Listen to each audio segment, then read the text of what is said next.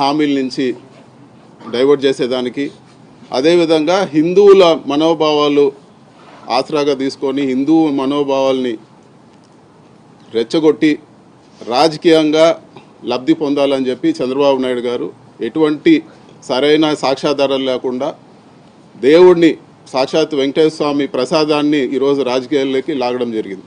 అందులో హిందువులు పవిత్రంగా భావించే తిరుపతి లడ్డులో జంతు కొవ్వు ఉంది అని చెప్పి, మిగతా ఫిష్ ఆయిల్ ఉందని చెప్పి రకరకాల ఆరోపణలు ఎటువంటి సాక్ష్యాధారాలు లేకుండా చేయడం జరిగింది. ఆయనే కాదు, ఆయన కూటమిలో ఉండే మిగతా నాయకులు కూడా చెప్పడం జరిగింది.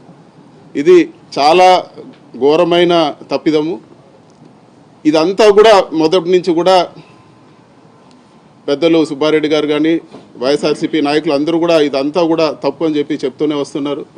అదే విషయము ఈరోజు సుప్రీంకోర్టు ఆదేశాల మేరకు వేసిన సిబిఐతో కూడిన సిట్ వాళ్ళ ఛార్జ్షీట్లో కూడా వాళ్ళు సుప్రీంకోర్టుకు ఫైల్ చేయడం జరిగింది.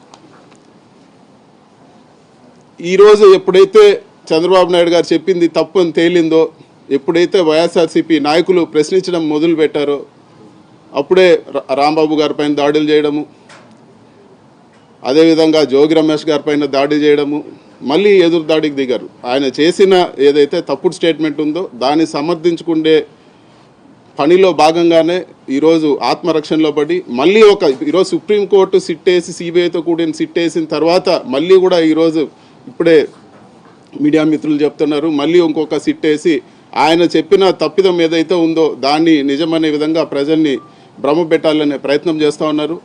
నేను ఒకటే అడుగుతాను, సుబ్బారెడ్డి గారు పెద్దలు సుప్రీంకోర్టులో ఆయనే ఫైల్ చేయడం జరిగింది. ఒక తప్పు చేసిన వ్యక్తి అయితే ఆయనే సుప్రీంకోర్టుకు ఎందుకు వెళ్తారు?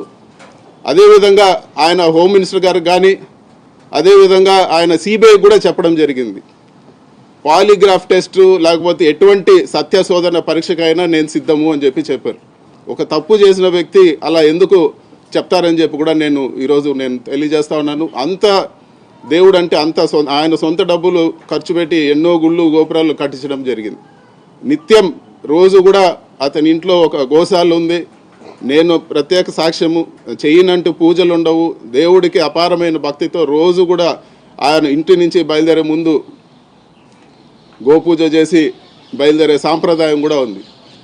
అటువంటి భక్తుల్ని పట్టుకొని ఈరోజు రకరకాల ఆరోపణలు చేస్తూ ఆయన సత్యశోధన పరీక్షకు సిద్ధమన్నా కూడా ఈరోజు రాజకీయ లబ్ధి కోసము ఇటువంటి తప్పుడు ఆరోపణలు చేయడం చాలా హేయమైన రాజకీయము. ఇటువంటి దేవుణ్ణి వాడుకొని రాజకీయాలు చేయడం మానుకోమని చెప్పి కూడా నేను ఈరోజు తెలుగుదేశం పార్టీని కోరుతా ఉన్నాను. మీరు ఒక స్టేట్మెంట్ ఇచ్చినారు, దీని వరకు అయిపోయింది. సిట్ ఈరోజు దాన్ని క్లారిటీ కూడా ఇచ్చింది. ఇంకా వదిలేసి ప్రజల బాగోగులు చూసుకోవాలని చెప్పి కూడా మేము కోరుతా ఉన్నాం. ఈరోజు మొత్తం కూడా ఈ రాజకీయాలన్నీ కూడా రకరకాల ఆరోపణలు చేయడము, మళ్ళీ